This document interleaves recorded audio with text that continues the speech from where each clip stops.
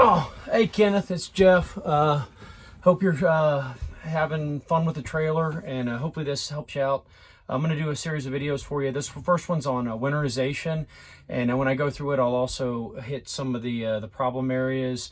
Very few of them, but just things that you want to kind of keep an eye on as we go through it. So let's begin. So the first thing to show you, and I'm going to take the camera off the tripod for a second. All right, the first thing to show you is I put all your owner's manuals in this bench here. All right, so they're all in there, and you can rearrange them where you want them. And this Winnebago is the overall manual. It's not very good. It's very generic. It's meant for many models, but for winterization, the pages that I look at are 7.2 and 7.3, and I've got some notes across the top here that we'll cover. But the first thing that you want to do is you want to drain the water system. Okay, so draining the water system. We're going to go through each one of these. Then after you do that, then you're going to go through freshwater system winterization. This is not your system. You've got a system with a water bypass, and we're going to talk about that. So we're literally going to go by the numbers. First time I read this, I could not understand what the heck was going on. So the first thing that says, empty freshwater storage by opening the drain valve located on the tank. So let's go do that. We're going outside. All right, and we're going down here in the bottom. There's this little peacock valve, and all you do is turn it down all the way, and then, well, every time I do it, I get a little more water out. But you're basically going to let that run for a while until it completely empties out, and then tighten it back.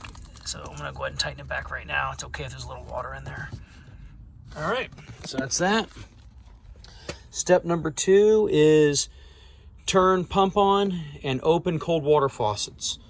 Turn pump on, number 2, and open cold water faucets. Okay, so what you do is come in,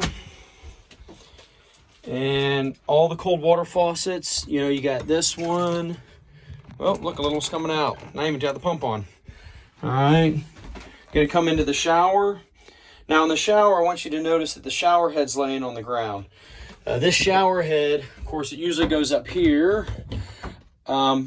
We used to route the rubber thing under this holder, and then the shower head came through the top. But because when we like to take a shower, we like to move it around to hit all the dirty spots, we took it out of this holder, and now whenever we travel, we just kind of put it down on the ground. So up here in this, we turn this, on. I'm not going to turn them all on, but I'm just going to show you. So you got that one to turn on. You got this one to turn on, and then we're going to go outside. Sorry, hopefully you don't get seasick moving this thing around. And don't forget, outside, you've got the shower head, so you need to open it up. And then the cold water's right there. Cold water's right here. Go ahead and turn that on. All right. So now you got them all open, and we're going to turn the pump on. And come back inside. All right. Gonna grab where it says water pump right here and turn that on. All right, well, it's not gonna go on because I don't have any power right now, but that's how you do it. And that'll pump any water in the lines out of all those open cold water faucets and empty it out. So that's that. That was turn pump on, open cold water. And then it says open drain peacocks on the hot and cold water pipes located in various locations depending on model. Okay, so I'm going to put you back on the, hopefully this doesn't screw you up here by flipping it around like this. Put you back on this thing so I can show you something.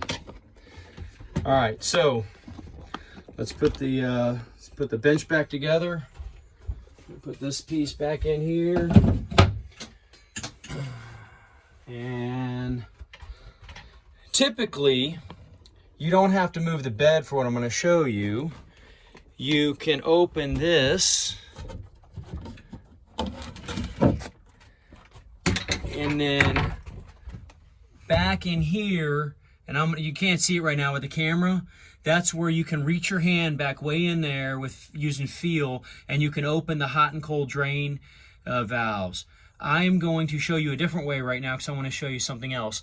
But once you get comfortable with it, all you need to do is open this bench, and then you can get the hot and cold water peacock valves. All right, so put this back up here. I'm going to show you a different way right now. So we're going to open or lift the bed. And I don't remember what I said. The bed, we can't lift the bed because I built this little box right here that runs the whole length, and it's a very nice feature. And that, in combination with the door that I added down here, you won't have to open or lift the bed up, excuse me. But if you got it, when you do the winterization, this is the easiest way to do it. Or if you need to check a water connection or something, then you're going to want to do this. So come on over here, flip the foam mattress out of the way. This is the curtain, kind of get it out of the way. And then this lifts up really easy. You got to be careful on this end that with the curved wall, that you don't nick the wallpaper, but just pull it straight up away from the wall, just like that. All right, and now it's out of the way. We'll set it off to the back here.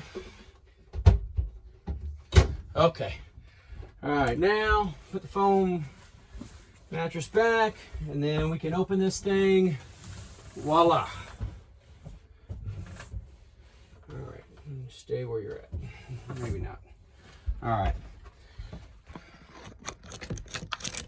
Okay, so grab something here. So this is what your basement looks like. So this is the space that you can access by this door right here, right? And then inside, there's your emergency cutoff switch, your master power switch to kill all electricity coming from the battery to save your battery. All right, now over on this side, this is what I want to have a conversation about. This area right here. I'm climbing in here. So, drain peacock valves, okay? It looks kind of like spaghetti junction down here, but it's real easy. So hot water is right here. And all you do to release the hot water, or to open the hot water valves to release the water in the lines, is just pull this up. All right, I'm gonna pull it up, and I'm gonna push it back down. The same thing, cold water, it's right behind it, a little farther down. Pull it up and push it back down. And I'm gonna show you where that drains outside. Normally, this area has a piece of wood on top of it, and it's right here. And when I give it to you on Sunday, it's going to have this piece of wood on it, all right? So it's only 4 screws. You just take them off, but it keeps it covered up. But I want to show you a couple things here. So we were talking about draining water, and the 2 things you needed to know with this were these 2 valves, hot and cold, and you can access them from in here. This was the other side. Once you get good at it, you'll just be able to reach your arm in here and you won't need to pull the bed up. But these are some areas that I want you to keep an eye on. So this is the hot and cold water line that goes to the shower outside. It's got some fittings right here. You just need to make sure they're hand tight, okay? This is the water line that comes into the trailer when you hook up to water at a campsite. So you put a hose on the outside of this wall and a water regulator, which is very important, and then you hook it up, and then the water will flow in here, and then it goes, throughout the whole trailer. This also needs to be checked to be hand tight, and then this, out of the whole trailer, is where I want you to pay attention. This fitting here, we had an issue in the past where it just kind of slowly dripped water here down on this. Again, you can see, absolutely no damage or anything like that. But just when I was doing a check one time, I noticed a couple drips of water here. And I want you to keep an eye on this fitting right here to make sure it doesn't leak. If it does, you can cut it off, cut the hose off, put it on, and put a little, what they call them, worm clamps on there, and tighten it back up. So, but I took it to Bill Plemons, and no issue when they ran water on it for 3 or 4 hours and checked it out. Okay, so again, that's an easy way to access this when you're still getting after it. I will have this on top of it, and screw down. And when you're here Sunday, we can open it back up if you want to. All right, so I want to go outside, and I want to show you where those two valves are down there, hot and cold water, empty water out underneath the trailer. So let's go there now. Sorry, you're probably gonna have to take motion medicine or something so you don't get sick from moving all around. All right, we're gonna come underneath. All right, you can see some water that's already leaked out when I opened the valve. And if you look underneath, you're gonna see the blue and red drain lines that correspond to those two valves, hot and cold water, that I just opened. And when you actually do this for real, you'll be amazed at how much water comes out. So you'll have already turned the pump on and run all the open water lines, and you'll think, there's no water in here. You open those things, and that water just keeps coming and coming and coming. I don't know where the heck it's from, but it's an amazing amount of water. So when you get a hard freeze, you want to make sure those things are definitely emptied. All right, let's go back to our checklist. All right, now it says open drain valve on the bottom of the water heater, 7/8 wrench required. That's the wrong size. It is I think it's a 15/16, but 7/8 is wrong. And you'll need a adjustable socket with it, adjustable so you can get in between the tough space. I'll show you. And then you got to take off the safety valve. All right, so let's do that. Again, we're still draining water. Once you do this a couple times, you can do it blindfolded. First time was painful for me. So pull out on this tab, open it. All right, and then what we're gonna do in here is, first thing, very important, make sure the water heater hasn't been running so you don't burn yourself. But pull this, flip it up, it's gonna release pressure and water's gonna start to run out. Then what you wanna do is come over here and undo this nylon cap. So again, it's not a 7/8, it's like a 15/16, I can't remember, but you'll figure it out. But you need an angle head to get up underneath here, the socket. So unscrew this, and then this thing will drain out whatever water is left in the hot water tank. And very important, let me get my face here. When you go to use this thing again, do not turn on the water heater, either the electric warming solution or the propane solution, until that thing is filled with water. And that's easy. All you do is turn a water pump on and turn on and open a hot water valve like on the sink. And all it'll do for a couple minutes when you do that is it's just gonna blow air, or it'll be nothing as that tank is filling back up with water. But you do not want to turn heat on that without water. And it's just like in your house, that anode or that heating element in there isn't gonna have any water to cool it, and it's just gonna burn up. So that's jumping ahead. I know we're just talking about draining the system, but make sure you have water in that tank by turning the pump on and opening one of the hot water valves handles, either the shower, the kitchen sink, or both, to make that happen. All right, let's go back to our checklist. All right, it says open all faucets and depress the flush pedal on the toilet to promote drainage. So we've already done that. With all the faucets, you're going to go into the toilet, hold the toilet, step down, flush it till it empties. And then drain holding tanks is outlined.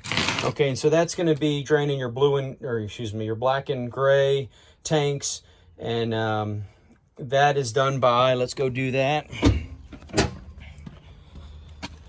In theory, I don't ever bring stuff in our tanks home.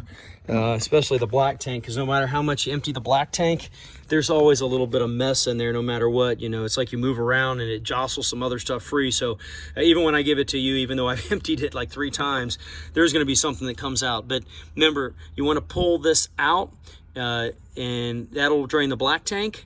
And of course, you're going to take the cap off. By the way, don't ever pull this out then take the cap off, or you're going to get really nasty, and that happened to me. It was a really tough day. So keep the cap on, keep the valve closed, then take your cap off, put the hose on it, or however you're going to catch the contents coming out, and then open it. And then once the black drains, close the valve, then then pull the gray out, and the gray will flush what's coming out of the black, and then that should empty your tanks. Then you also want to keep these things kind of lubricated with some lithium grease. That's what you can kind of see a little bit of that stuff around here.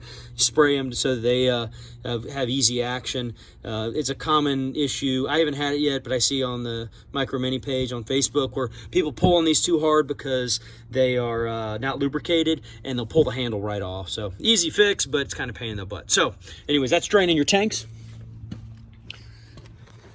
Let's go back in, look at our checklist. All right, and that's it. I'm gonna stop now, and then so I'm gonna stop now, and we'll talk about winterizing the system next.